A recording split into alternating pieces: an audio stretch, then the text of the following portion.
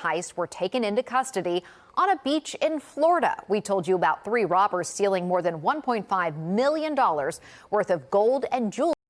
Welcome back to Advocacy Alchemy with Professor Ross. Today we have a good one, guys. Get ready as we dive into the thrilling story of a high-stakes crime that took place in Nashville, Tennessee, and ended with an arrest on the sandy beaches of Miami. This is Jewels, Wigs, and Arrests, the $1.7 million jewelry heist saga. In this lecture, we'll examine the dramatic events of October 2024 when a jewelry heist at Dubai Jewelry in Nashville, Tennessee resulted in the theft of over $1.7 million in merchandise. We'll also analyze the suspect's eventual capture on October 27th in Miami Beach. Our analysis is based on information gathered from 3 different news reports, giving us a comprehensive look at the case, from the legal definitions of theft and robbery to the penalties for Class A and Class B felonies in Tennessee. We'll break it all down. Let's start with the story. Beachside bust. Exclusive body-worn camera video bringing you right into the moments. Miami Beach police bust a duo wanted in a $1.7 million jewelry heist out of Nashville, Tennessee.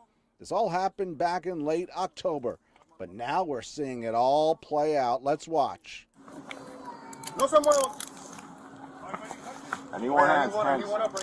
Swimming shorts and all. Beachside one moment, the next on the wrong side of the law. According to Miami Beach police, Melanie Garcia and Orlando Valdez Hernandez walked into a store called Dubai Jewelry, located in a strip mall in southeastern Nashville, and began browsing the merchandise. And then cops say they took out guns and threatened employees, ultimately stealing gold and other valuable items before taking off. They wound up by the beach at the Grand Beach Hotel on Miami Beach. And there is Miami Beach in full gear, just waiting for the takedown. Let me see your hands. Face down in the sand. Back in October, this is what Miami Beach police said. We were also able to recover the wig that we believe was used in the commission of the crime, and also a large amount of money. Beach time turns to jail time.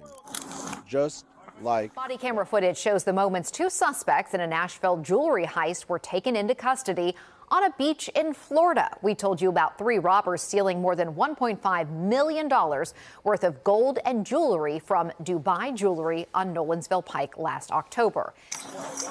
A beachside bust.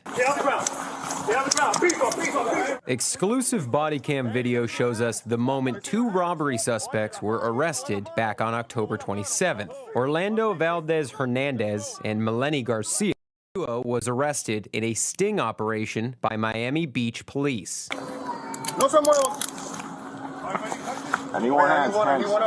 The 2, along with a 3rd suspect who still remains on the loose, allegedly walked into Dubai Jewelry and began browsing the merchandise. The robbers are seen on surveillance video pulling a gun and pepper spraying an employee before grabbing as much jewelry as they can and fleeing. Valdez Hernandez and Garcia were eventually found on the beach out front the Grand Beach Hotel in Miami. Back in October, this is what Miami Beach police had to say. We were also able to recover the wig that we believe was used in the commission of the crime, and also a large amount of money. A beach vacation turns to handcuffs in the sand.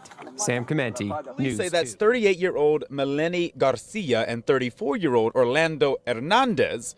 Investigators say the couple, along with this person, walked into a Nashville jewelry store last Wednesday, just browsing, until police say they pulled out guns, threatened the workers there, and stole more than $1.7 million worth of gold and jewelry and took off. They were arrested on a warrant from the state of Tennessee. Hernandez and Garcia appeared in court this morning on armed robbery, assault, and kidnapping charges.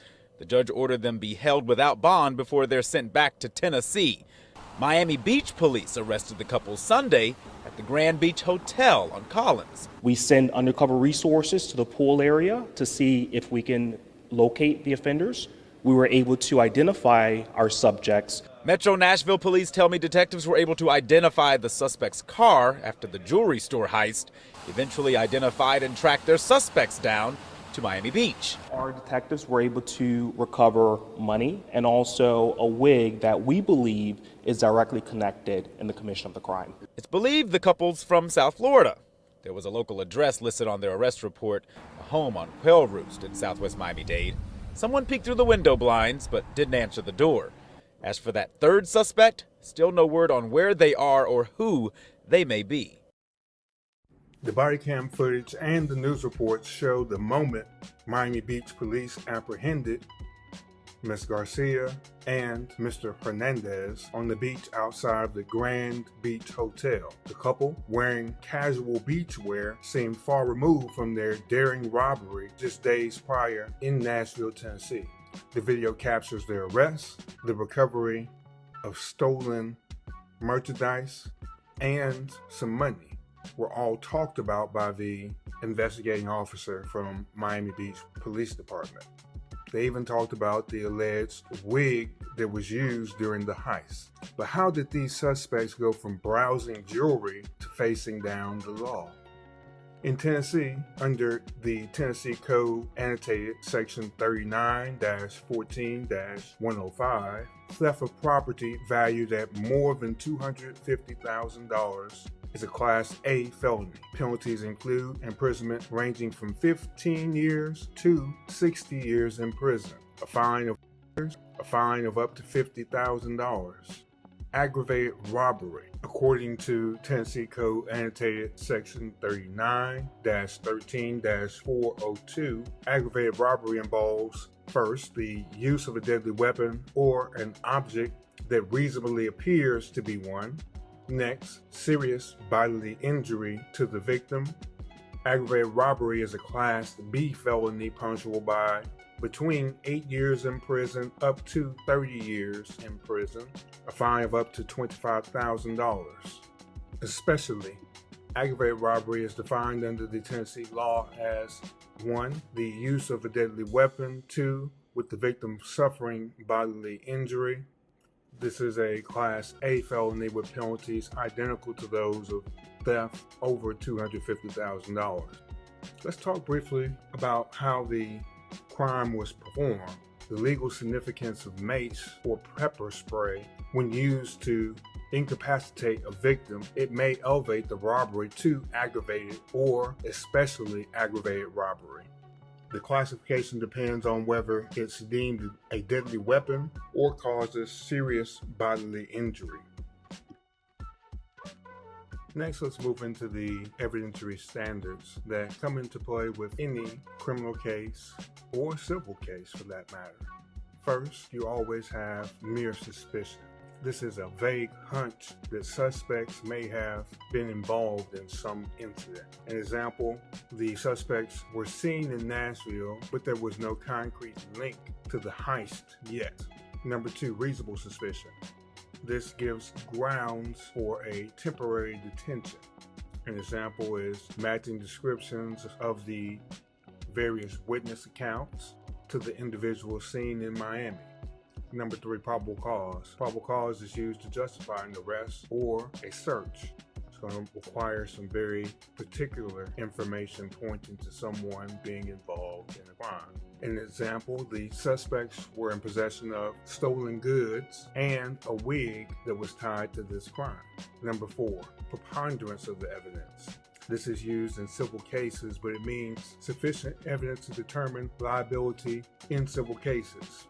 We usually say about 51% of the evidence points to someone being liable. An example is surveillance footage showing the suspects committing the robbery. It may be enough to tip the scales more in favor of them being responsible. Number 5, clear and convincing evidence. This is strong evidence that's needed for certain civil matters, like administrative hearings, family law matters, things of that nature. An example would be the items found in the suspect's possession directly tie them to a theft. We generally define this as about 75% of the evidence points to someone being liable. It's a high possibility. Number 6, beyond a reasonable doubt. This is required for criminal convictions. Remember, we say this is anywhere between 90 and 95% of the evidence points to someone being guilty of committing a crime. An example would be witness statements, recovered merchandise, surveillance footage, all conclusively pointing to the suspects being guilty. The prosecution would still have a burden to meet beyond a reasonable doubt before any conviction would be had. This case is a powerful reminder of the long arm of the law and the severe consequences of high-value theft. The collaboration between law enforcement agencies in both Tennessee and Florida demonstrate the importance of swift, coordinated action in pursuing justice. Remember, criminal activities may seem thrilling, but they come with immense risks and repercussions. As always, we encourage you to comment, like, and subscribe to join us for more insightful breakdowns of the law. This is Advocacy Alchemy, and I am Professor Ross. I'll see you tomorrow. Everyone have a good day.